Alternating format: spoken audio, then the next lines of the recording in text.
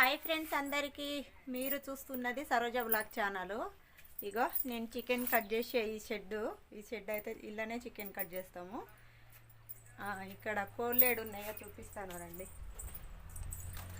ఇదైతే machine, chicken cut చేసే machine. లోపల చూసే ఉంటారు, వీడియోలలో ఉంటుంది అన్ని వీటిలల్లో. ఇగో ఇక్కడైతే మా కోళ్ళు మొన్న జొన్నలు అయితే కట్ చేసినాం కదా, అవి అక్కడ రోడ్డు దగ్గర అయితే జొన్నలు అయితే అక్కడ ఎండబెట్టినాం అన్నమాట. ఒక 4-5 రోజులు మక్కనిచ్చినాక గ్రీన్ పరదా కప్పినాం. 4-5 రోజులు వారం మక్కితే కొంచెం బాగుంటుందంట, అందుకే 4-5 రోజులు అయితే మక్క పెట్టినాము.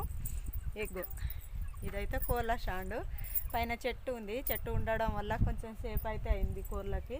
ఇక పొద్దున అయితే ఈ తాటికమ్మలు అయితే పొద్దున ఒక 2 అయితే గుంజుకొచ్చి కట్టినాం అన్నమాట. ఎందుకని అంటే వీటికి ఎండ తగిలితే చనిపోతాయి కదా కోళ్ళు, బాయిలర్ కోళ్ళు ఆసవు.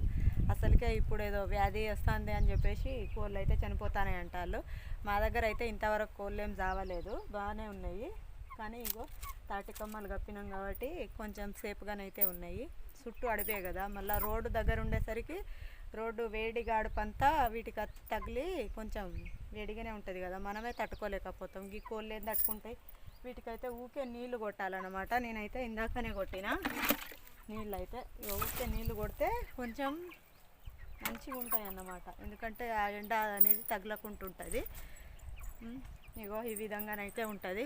చుట్టూ అడవి మధ్యలో మేమైతే ఉంటాము. మా ఇంటి పక్కకి ఇండ్లు అయితే